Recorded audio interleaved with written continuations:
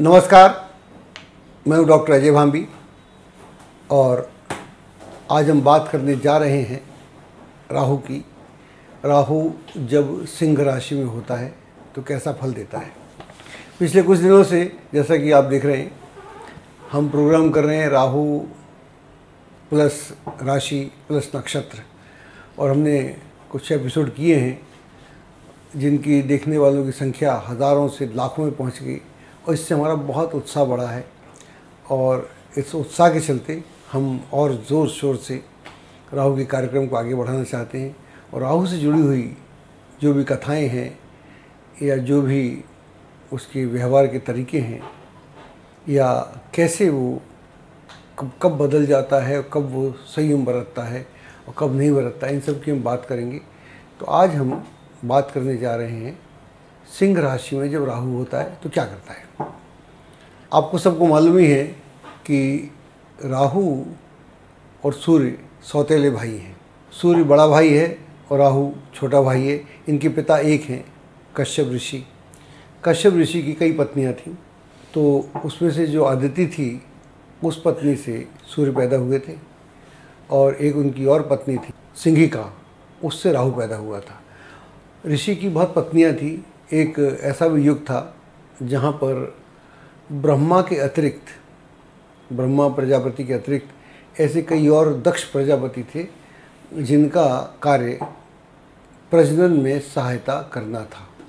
ये शायद उस समय की बात है कि जब ये दुनिया बस रही थी तो ब्रह्मा जी ने अपने समकक्ष कई प्रजापति बनाए थे। कुछ लोग बोलते हैं 10 की संख्या थी, कुछ कम है कुछ ज़्यादा है, तो कन्फ्यूज़न हो सकता है। तो उन सब का काम ये था कि वो और सब काम तो करें, व्यवस्था जमाएं, इस दुनिया को कैसे चलना चाहिए, साथ में प्रजनन का कार्य भी है, बड़ा इम्पोर्टेंट कार्य था। सो एक दक्ष प्रजापति हैं, उनकी 60 कन्याएं थीं। दक्ष प्रजापति की बड़ी कन्या का विवाह भगवान शिव से हुआ था, उनका नाम सती था। और आगे कथा आपको मालूम होगी, छोटी सी बताता हूँ कि जब दक्ष ने शिव का अपमान किया और सती उसमें भस्म हो गई उस कुंड में, तब भगवान शिव ने अपना एक रुद्र भेजा था और उसके बाद दक्ष प्रजापति का घमंड का मर्दन किया था। तो ऐसी बहुत सारी कथाएं हैं। तो इसी कथा में हम अपनी कथा पर आते हैं। जो राहु जो है, राहु कश्यप ऋषि और सिंहिका का पुत्र है। और यूँ तो दक्ष जी जितने थे उनका कार्य था प्रजनन, महत्वपूर्ण कार्य था, और सब कार्यों के अलावा व्यवस्था करना ये तो था ही। तो एक दिन जो सिंहिका जो है वो राक्षस है प्रवृत्ति से, या राक्षस कुल की है, प्रवृत्ति क्या है ही राक्षस। सिंहिका कश्यप ऋषि की पत्नी है और एक दिन पुत्र की कामना से दिन में ऋषि से संभोग की प्रार्थना करती है। अब ऋषि लोग जो थे उनके नियम के अनुसार दिन में संभोग वर्जित था, और जबकि राक्षस प्रवृत्ति के लोगों के लिए ऐसा कोई वर्जन होता नहीं, और उसकी बड़ी तीव्र इच्छा थी, और इच्छा मात्र संभोग की होती तो भी ऋषि मना कर देते। वो पुत्र पाना चाह रही है, तो अब प्रजनन का उनकी ड्यूटी है, वो उनका कार्य है। तो ना करें तो नियम का उल्लंघन होता है, करें तो अंतर्द्वंद है। इस अंतर्द्वंद में वो सिंहिका मानती नहीं और ऋषि को मजबूरन ये कृत्य करना पड़ता है। और जैसे ही कृत्य होता है उसके तुरंत बाद राहु पैदा हो जाता है। ये कथा हमने पहले बोली हुई है, लेकिन इसका सिंह राशि से बड़ा गहरा संबंध है, इसलिए कुछ लोग देख भी नहीं पाते, इसलिए इसको रिपीट कर रहा हूँ थोड़ी सी। तो राहु एकदम पैदा होता है, वो दिखता है एक तो स्वयं ज़मीन से लेकर आसमान तक इतना बड़ा काला, बड़ी बड़ी आँखों वाला, खतरनाक, दांत बड़े, भीवस दिखने वाला। और वो सूर्य को दिखता है चमकता हुआ, तो उसको लगता है कि मुझसे सुंदर, मुझसे इतना प्रभावशाली व्यक्ति कौन है, मैं इतना काला और इतना अपने आप में अपना चित्र नहीं देख पाता हूँ। तो वो जाके उस पर अटैक कर देता है, दोनों में युद्ध होता है। कहते हैं काफ़ी लंबा युद्ध चला। उसके बाद सूर्य उसको मार मार के अधमरा कर देता है। फिर वो, चूँकि वो ऋषि का पुत्र भी है, पहले तो उसकी राक्षस प्रवृत्ति जागी, जब उसका ठीक से घमंड का मर्दन हुआ तो फिर उसको जब चेतना जागी, उसकी कॉन्शियसनेस अवेयर हुई, तो उसको लगा मुझे अब भक्ति करना चाहिए। तो उसने भक्ति करना प्रारंभ की। उस भक्ति के प्रोसेस में उसने ब्रह्मा जी को प्रसन्न किया और उन्होंने प्रसन्न होकर बोला कि तुम्हें क्या चाहिए, 2 वरदान तुम्हारे को मैं देता हूँ। एक वरदान में उसने मांगा कि मैं अमर हो जाऊँ, तो अमर हो गया। दूसरे में बोला मैं सूर्य को खा जाऊँ, तो बोले खा तो जाएगा और हजम नहीं कर पाएगा। तो जैसे ही वो सूर्य को मुँह में लेता है और तभी भगवान विष्णु उसकी गर्दन काट देते हैं। तो ये भी एक राहु केतु की कथा है। तो बहुत सारी कथाएं हैं। ये जितनी कथाएं हैं, एक ग्रह को लेकर बहुत सारी कथाएं हैं, हर तरह की हर समय पर लिखी गई। तो कहने का तात्पर्य ये हुआ कि उन कथाओं से हम उनके जो मूल गुण हैं या अवगुण हैं उनसे हम परिचित होते हैं। उनको हम समझें तब हम उनकी व्याख्या ठीक से कर सकते हैं, किसी ग्रह की नेचर क्या है या उसके पीछे विज्ञान क्या है। इसका प्रोग्राम के अंतर्गत हम विज्ञान की बात भी करते रहेंगे, लेकिन जो माइथोलॉजिकल कथाएं हैं मेरे को लगता है वो ज़्यादा हमको गहरे में उसकी जो साइकोलॉजी है या उसका आध्यात्मिक पहलू है वो समझने के लिए एक मौका देती हैं। इन कथाओं से एक और बात मालूम पड़ती है, हम सब ने सुना हुआ है कि ये दुनिया है जो मायावी है। इन कथाओं से पक्का हो जाता है, पक्की से मायावी है। इधर प्रजापति पैदा कर रहे हैं, एक तो देवता पैदा कर रहे हैं, मनुष्य पैदा कर रहे हैं, इधर राक्षस पैदा कर रहे हैं। और जो दोनों पैदा होंगे तो उनमें युद्ध होगा, कन्फ्लिक्ट होगा, तो माया तभी तो चलेगी। अगर आज हम कोई फिल्म देखते हैं उसमें टेररिस्ट है, इधर पुलिस वाला है, तो ये वही चल रहा है। अगर ये सब नहीं है तो मेरे भीतर ही चल रहा है, मेरे भीतर द्वंद्व चल रहा है। तो ये हम इस दुनिया की पैराडॉक्स में रहते हैं। इसलिए कथाएं मुझे बड़ी रुचिकर लगती हैं माइथोलॉजी वाली। वो हमारे पूरे अनकॉन्शियस, सबकॉन्शियस और कॉन्शियस माइंड के सब पहलुओं की बात करती हैं। अगर हम इस सब को समझ सकें तो हम सुपर कॉन्शियसनेस जिसको बोलते हैं कि मेडिटेटिव स्टेट, उसमें पहुंच सकते हैं। और उन सब कामों के लिए राहु से बेहतर कोई ग्रह नहीं है। इसलिए इसके ऊपर मैं बहुत रुचि लेके बात कर रहा हूँ। और यूँ कहने को तो राहु सिंह में है, लेकिन वो सिंह में किस डिग्री पर है ये बड़ा महत्वपूर्ण है। और हमारा ये जो कार्यक्रम है नक्षत्रों पर कार्यक्रम है। राशियां तो हम ले ही रहे हैं, क्योंकि हमको राशि के बिना हम नक्षत्र तक नहीं पहुंचेंगे। राहु ग्रह है, हम उसकी बात कर रहे हैं। राशि इसलिए कि राशि के किसका उससे बड़ा गहरा संबंध है, और राशि में जो 2.25 नक्षत्र हैं वो आपको डिसाइड कर रहे हैं। तो यहाँ पर जो 2.25 नक्षत्र हैं, एक मघा है, आप जानते हैं, दूसरा पूर्वा फाल्गुनी है, और तीसरा उत्तरा फाल्गुनी है जो सिर्फ 1/4 है। और दोनों नक्षत्र पूर्ण हैं, मघा और पूर्वा फाल्गुनी। अब हम इनकी बात करते हैं। इन नक्षत्रों को समझने के लिए यहाँ पर राहु कैसे काम करता है, हमारे पास कुछ कुंडलियाँ हैं, उनसे व्याख्या करते हैं। तो हमको सिंह में राहु क्या करता है, और सिंह के साथ उसकी दुश्मनी हो सकती है, लेकिन नक्षत्र के साथ उसका संबंध एकदम अलग है। तो यही पैराडॉक्सिकल है। इसी को समझें तो हम जिंदगी को भी समझ सकते हैं। हमारे पास पहली कुंडली राजेश खन्ना, जो भारतीय फिल्म इंडस्ट्री का सबसे पहला सुपर हीरो था, उसकी है। कुंडली आपके सामने है, मिथुन लग्न की कुंडली है। इस कुंडली की व्याख्या तो हम कई बार कर चुके हैं, बाद में करेंगे। आज इस कुंडली में राहु का पराक्रम देखते हैं। राहु आप देख रहे हैं यहाँ पर 3य भाव में है, 3rd भाव में है, चंद्रमा के साथ है, और मघा के नक्षत्र में है, यानी पहले नक्षत्र में है। राहु यहाँ पर केतु के नक्षत्र में है, सिंह की राशि में। वो सिंह का शेर से संबंध भी है, आप जानते हैं, आत्मा से संबंध भी है। जब राहु मघा में होता है, ऑब्वियसली सिंह राशि होगी, तो ऐसा आदमी एक बार तो वो करता है जो हो ही नहीं सकता, अप्रत्याशित।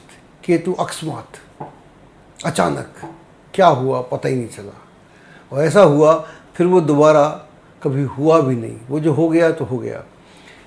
राजेश खन्ना यूँ तो कहते हैं कि 1965 में के आसपास मूवीज़ में आए थे, लेकिन 1969 में उनकी जो महत्वपूर्ण फिल्म रिलीज़ हुई थी वो थी आराधना।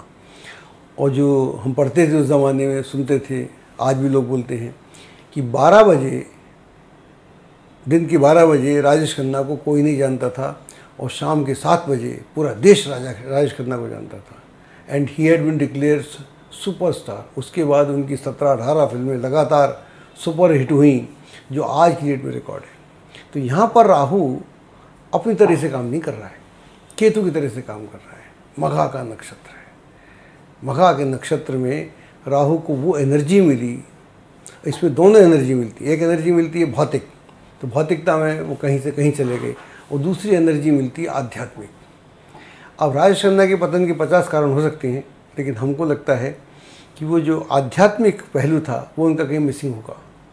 भौतिक पहलू में तो वो बहुत थे, और राजेश खन्ना जब आए थे तो लोग तब सुनते थे कि लड़कियां उनकी जो टायर निकलते थे गाड़ी में जाती थी, उसमें धूल होती थी, उससे अपना मांग भर लेती थी, और उनकी कार पे इतने किस्सेज होते थे उस ज़माने में, ऐसा कभी सुना नहीं। जब राजेश खन्ना की मृत्यु हुई, ये भी बड़े चमत्कार की बात है, तो उनके कुछ चाहने वाले हमको बता रहे थे कि उस दिन पूरा मुंबई बंद था और 11 लाख लोग उनके जनाजे में थे। ऐसा होता नहीं। तो आए भी ऐसे और गए भी ऐसे, बीच में क्या हुआ, इससे क्या फ़र्क पड़ता है। तो ये है राहु का केतु में कमाल है, केतु के नक्षत्र में कमाल है, मघा के नक्षत्र में कमाल है। वो उसका ही अपने एक हिस्से का नक्षत्र है, वहाँ आके राहु एकदम उत्कृष्ट हो जाता है और कमाल करता है। बाकी आदमी क्या करेगा क्या नहीं करेगा, यह उसके पूरे व्यक्तित्व पे डिपेंड करता है, उसकी आदतों पे डिपेंड करता है, उसके व्यवहार पे डिपेंड करता है, और हम ये भी कह सकते हैं उसके कर्म पे डिपेंड करता है। ये कुंडली अमिताभ बच्चन की है, और अमिताभ बच्चन को सभी जानते हैं। राजेश खन्ना का जो सुपरस्टारडम जाता है फिर इनका शुरू होता है। ये बड़ी अजीब बात है, एक जाता है एक आता है। एक ज़माने में कई साल तक 2 ही सुपरस्टार थे, एक राजेश खन्ना और दूसरे अमिताभ बच्चन। ये तो अभी भी हैं। यहाँ पर भी आप देखिएगा, जो राहु जो है 7th हाउस में है, कुंभ लगन है, मघा में है, केतु में है। जब तक इनकी गाड़ी नहीं चली तो नहीं चली, लेकिन जब दीवार से चली तो चलती चली गई, फिर कमाल ही हो गया। और फिर कहीं से कहीं निकलते चले गए। बीच में सदमे भी आए, बीच में दिक्कतें भी आईं, बैंकरप्ट भी हुए, सब कुछ हुआ, लेकिन सबको निकलते हुए आज भी हर जगह आपको वो मिल जाते हैं। तो यहाँ पर राजेश खन्ना और अमिताभ बच्चन में अगर मैं देखूँ तो अंतर क्या है, जो भौतिक जगत पर तो दोनों का ही मामला बहुत अच्छा है। राजेश खन्ना का भी बहुत अच्छा था। मैं कहीं पढ़ रहा था कि उनकी मृत्यु के बाद जो उनकी बेटियों को मिला वो कम से कम 1100 करोड़ से ज़्यादा का वैल्यू का मिला, और भी ज़्यादा हो सकता है। तो आर्थिक दृष्टि से, भौतिक दृष्टि से कहीं कमी नहीं है, लेकिन अमिताभ बच्चन का जो धार्मिक या आध्यात्मिक पहलू है वो भी मजबूत है। अगर धार्मिक पहलू या आध्यात्मिक पहलू आपका मजबूत होगा, राहु केतु के नक्षत्र में हो और राशि सिंह हो जिसका स्वामी सूर्य होता है, और अगर आदमी भौतिकता के साथ साथ अपना धार्मिक या आध्यात्मिक पहलू ना छोड़े, तो फिर यहाँ पर राहु पतन करके फिर उत्थान करता है। वो स्थिति अमिताभ बच्चन की है। तो राहु क्या क्या कमाल करता है ये आप स्वयं देख रहे हैं। हमारे पास एक और कुंडली है, यहाँ पर आप देख ही पा रहे हैं। ये कुंडली है कैप्टन अमरिंदर सिंह की।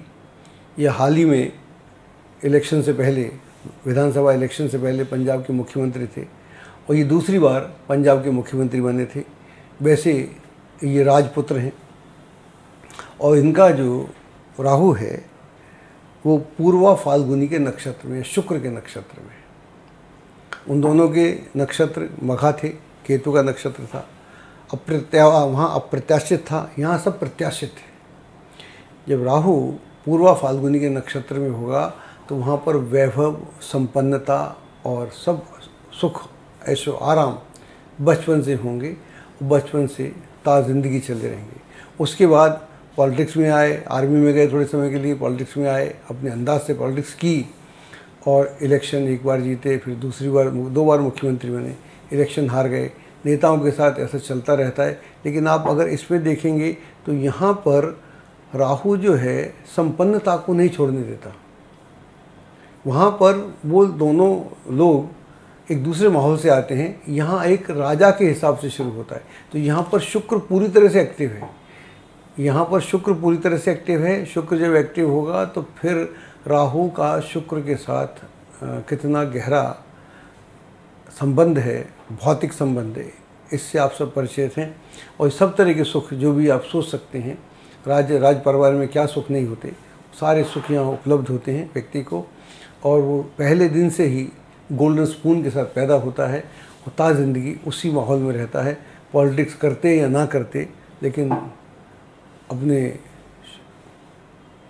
उसके देश के जो देश रहा नहीं, छोटा हिस्सा रह गया, वहाँ के राजा तो बने ही रहते। तो यह एक अंतर है राहु। तो अगर हम सिर्फ ऐसा देखें कि राहु सिंह में है, बड़ा ख़राब है, तो हम राहु के साथ अन्याय कर देंगे और हम जो कुंडली का अध्ययन करेंगे अजीबोगरीब हो जाएगा।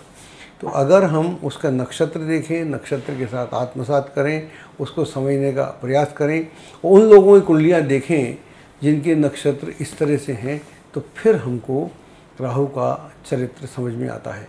ये जो 2 नक्षत्र हैं, इससे ही सिंह राशि में 26.40 डिग्री कवर हो जाती है। इसलिए उत्तरा फाल्गुनी नक्षत्र की बात हम अगले राशि में करेंगे। एस्ट्रोलॉजी की सटीक जानकारी के लिए विश्वविख्यात एस्ट्रोलॉजर अजय भांबी के YouTube चैनल ABC चैनल को सब्सक्राइब, लाइक और शेयर करें। लेटेस्ट अपडेट के लिए बेल के बटन पर जरूर क्लिक करें।